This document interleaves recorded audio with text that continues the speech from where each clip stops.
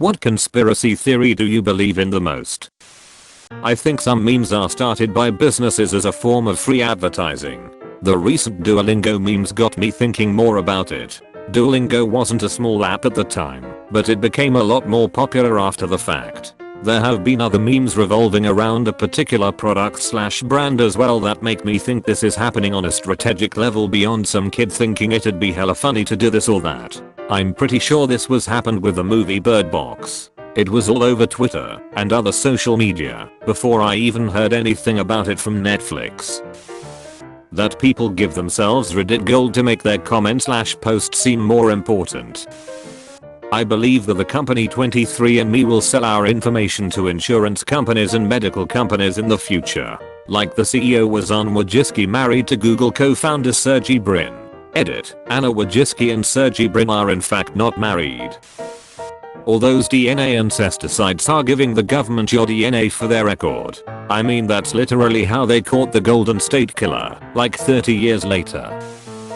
I believe that the government probably makes some conspiracy theories to try to make questioning the government seem somewhat crazy. I heard this recently about reptilians. Coca-Cola tested high fructose corn syrup in place of sugar and found that, while the taste was similar, people could tell the difference. They brought out new Coke to cleanse people's palates and waited until as much of the original formula products had been sold as they could. Then they cancelled New Coke and brought back Coke Classic, which was the high fructose corn syrup version, and people didn't have any original stuff left to compare it to. The only reason they made New Coke was to act as a buffer, so people wouldn't notice the change in ingredients. Marshmello doesn't actually produce his own music.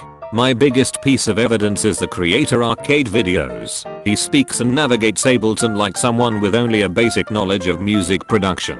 He does everything number by number. Producers don't do that. You can't just instantly know that sound needs a boost of exactly 1 decibel at exactly 1.2 kHz without even listening to the sound first. He randomly pauses every now and then, presumably to be fed lines, and he seems to lack even a basic understanding of music theory, recreating MIDI by randomly clicking in notes with no regard for the key of the song. Someone with the level of skill he demonstrates should not be capable of making radio quality hits. His song Friends with Anne Mary is literally just a stock beat he got from a stock website. He just added the kick. Not really one single conspiracy theory, but I do feel like seemingly, quite often if a big political scandal is breaking, something tends to happen that dominates the news cycle for a little bit. A shooting, celebrity controversy, something. Disney released Frozen, so that it would be the top result when searching Disney Frozen, and not anything about Walt's head being cryogenically frozen in the Disney theme park. I don't know how likely that is, on either count actually. 2. Related to the US military, the US government pushed high school football on kids to get them in shape during the Cold War. The US government doesn't have free tuition for colleges due to many members of the military joining specifically to get college paid for. It would massively decrease the enlisted count. Not so much a conspiracy theory as a little known fact, because the head of the CIA admitted it, but the USA orchestrated a coup of the Prime Minister of Australia in 1975. Wait, what? Was it because of Vegemite? The recommended amount to use in laundry detergent cups are 30% higher than necessary. Area 51 is just a front that was allowed to become popular in the public eye, but actually has nothing of value. Not saying aliens and bases exist, just saying Area 51 is allowed to be the popular secret base thing to cover up actual secrets. I must correct my previous statement. Camp David is a retreat, not an emergency location. However, that could also be a front. Also not downplaying what the airmen at 51 do, just saying that what they do now is not likely as top secret as people are led to believe. There was a Reddit Ask Me Anything with a guy who was verified career CIA. When asked about Area 51, he said it exists to keep you from asking about Area 52. What a sneaky way to cover up Area 53. Something effing weird is happening with YouTube Kids, r/Elsagate. That the 2016 clowns were a marketing rouse to promote it, the movie, by reminding people that clowns are scary as crap. You guys remember the end of the world theory that the rapture would happen on May 21st, 2011? Macho Man Randy Savage died on May 20th, 2011. Basically, Macho Man Randy Savage died to save humanity, shouldering all of our sins. Michael Bay is a genius author who makes crappy movies on purpose. It's like his own little societal experiment where he sees how crappy he can make a movie that still makes money, all while making fun of his audience for his own personal amusement. That our phones are always recording, at least audio, to target advertising of course, but more secret agent things as well. My mother-in-law talking at dinner about how hard it is to train for a marathon, now that she is over the age of 55. I get ads all over Reddit / Google / whatever that read over 50 and a runner. Check out this random product. Within 4 hours of the conversation. I know there was a bunch of stuff about this, but I think every company denied it. Could be wrong though. The art world is basically a low-key way for rich people and companies to launder money, which is why the stupidest most odd of paintings randomly go for hundreds of millions of dollars. The government was behind Throwback Thursdays in order to get people upload pictures they never would have had access to and help them improve age progression / face recognition algorithms. Then what about Man Crush Mondays?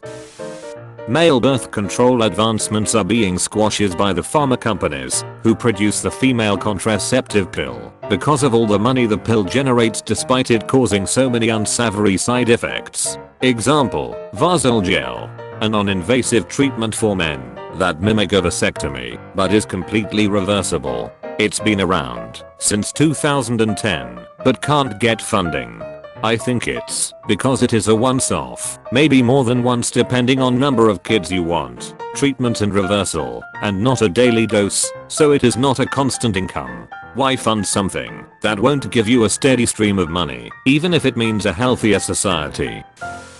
Michael Jordan didn't decide to step away from the NBA to play baseball, to honor his dad or anything like that. He got caught gambling, and David Stern couldn't allow the league to lose all credibility with its biggest star being suspended for betting on games. He had him take a couple years off instead of publicly punishing him. The military shot down United Airlines 93 over Pennsylvania on 9/11. They knew it was hijacked and on its way to Washington DC, and scrambled jets were right next to it when it went down. Plus several witnesses saw an explosion in the sky before it crashed. Totally justified given everything happening that day, but the government would never want to admit it shot down a commercial aircraft full of innocent Americans over America. All the UFO sightings throughout history are just humans from the future on a time-traveling safari meant to observe how we were in the past. They are supposed to keep out of sight, but because of human/mechanical errors there have been hiccups with their cloaking which have resulted in being seen. That's why there have always been so many reports of them throughout history, but there has never been an attack. It's just us. Also the reason why we don't see many examples of UFOs now even through pretty much everyone has a camera is because people are not that interested in this time period since we already document aspects of human life all the time. PETA is ran by the meat industry to delegitimize vegetarianism/cutting back on meat.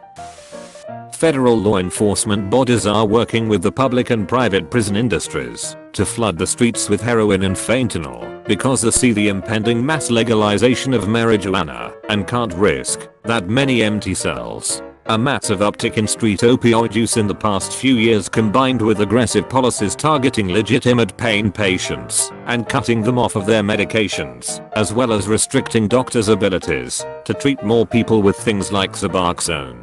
It's not Big Pharma.